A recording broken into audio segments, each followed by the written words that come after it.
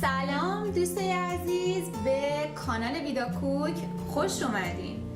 امروز تصمیم گرفتم طرز تهیه یک خوراکی خیلی خوشمزه که میدونم همتون خیلی دوست دارین رو براتون آموزش بدم و اون چیزی نیست جز نوتلا. درست متوجه شدید، نوتلای سالم و خوشمزه خونگی. نوتلا خیلی خوشمزه است ولی خب یه ایرادایی هم بهش وارده، مثل اینکه شکرش زیاده، از روغن پالم توش استفاده میشه و مواد افزودنی زیادی داره. حالا همراه ویدا کوک باشید تا ببینیم که این نوتلای خوشمزه خونگی چطور درست میشه.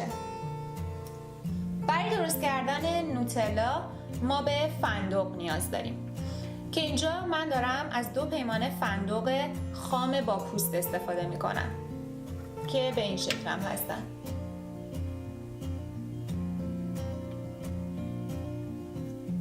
فندق‌ها رو میریزم داخل سینی فر و به مدت 10 دقیقه الی 1 رو با دمای 175 درجه سانتیگراد توستش میکنم. این توست کردن و حرارت دادن باعث میشه که روغنی که داخل این دونه ها هست فعالتر بشه و وقتی که شما اون رو گرایند میکنین یا با کمک دستگاه اون رو خورد میکنید روغن بیشتری از خودش پس بده.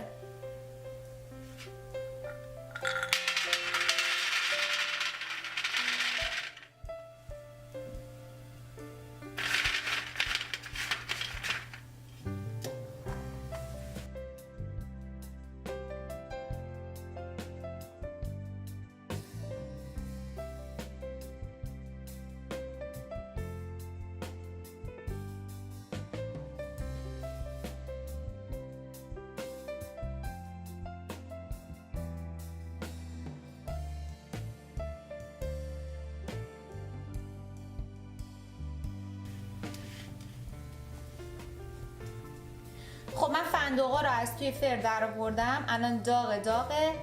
میذارم یه کوچولو که خنک‌تر شد پوستش رو ازش جدا میکنم.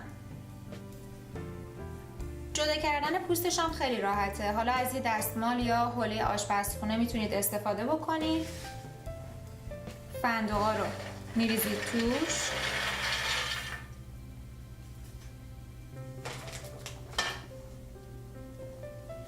و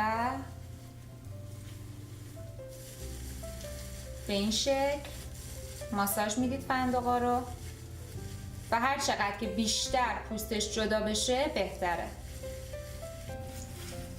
پوسته هاش تا حدی جدا شده.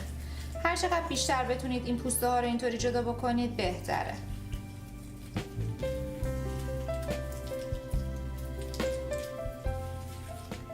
خب الان فندق‌ها رو میریزم داخل دستگاه غذاساز و 5 الی 10 دقیقه میذارم که خوب با دور بالا اینا تو دستگاه خورد بشه تا کرم فندق به دست بیاد.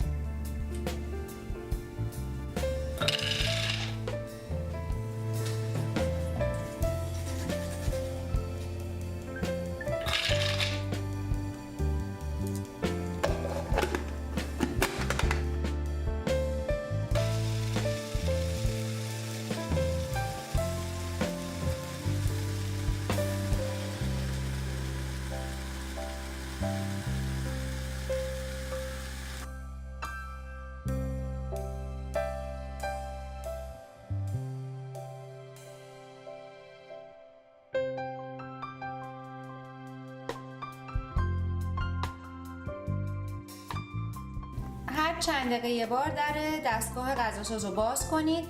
این فندقایی که به کناره ظرف چسبیدن رو بریزید وسط و دوباره دستگاه رو روشن کنید.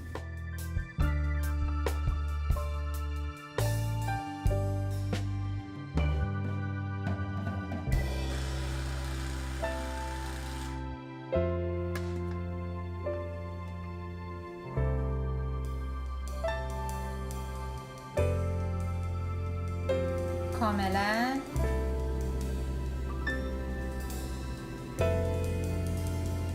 کره فندق به همین سادگی و خوشمزگی.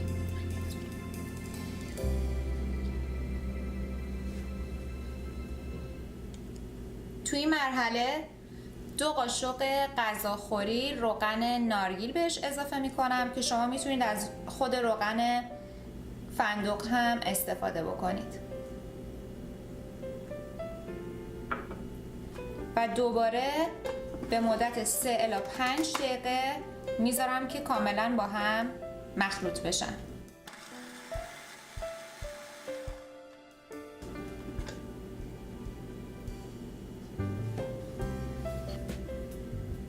یک سوم پیمانه پودر کاکائو داریم و 2 قاشق غذاخوری کوکونات شوگر، شکر نارگیل که من اون رو قبلا داخل دستگاه گرایندر خوب گرایند کردم تا مثل پودر در بیاد. اینا رو اضافه میکنم به کره فندقم. کاکائو پاودر با کوکو پاودر با هم فرق دارن، میزان چربی، رنگ و طعمشون متفاوته. من معمولا از این پودر کاکائو استفاده میکنم که کیفیت خیلی خوبی داره و خب ارگانیک هم هست. در پایان هم 1 کوچولو نمک بهش اضافه میکنیم در حد نوک انگشت. دوباره میذارم که به مدت 5 الی 8 دقیقه مواد خوب با هم مخلوط بشن.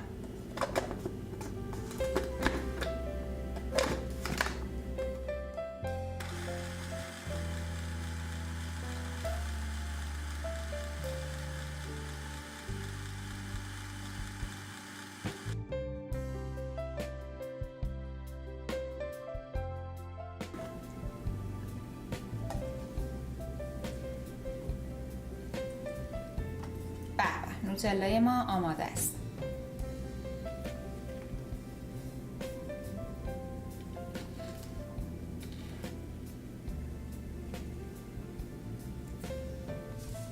نوتلای خونگی که ما درست کردیم یه مقداری رقیقه، یکم که بمونه کاملا بافتش غلیظ‌تر میشه و کاملا مثل همونایی میشه که شما از فروشگاه میخرید. حالا من میریزمش توی ظرف تا ببینید که بافتش چطوریه.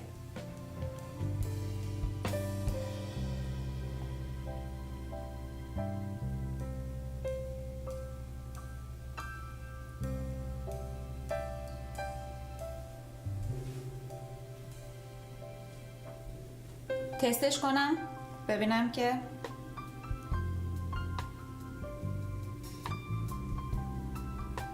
چه مزه‌ایه.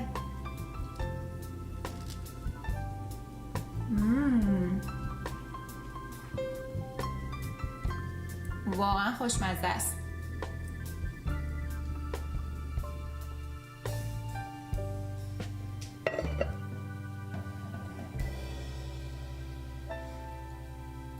امیدوارم که از این ویدیو هم خوشتون اومده باشه و حتما این نوتلای خونگی خوشمزه رو امتحان بکنید. در ضمن یادتون نره که این ویدیو رو در شبکه‌های اجتماعی به اشتراک بذارید و اگر تا به این لحظه هنوز سابسکرایب نکردید سابسکرایب کنید و عضو کانال بشید. من شما رو توی ویدیوهای بعدی میبینم.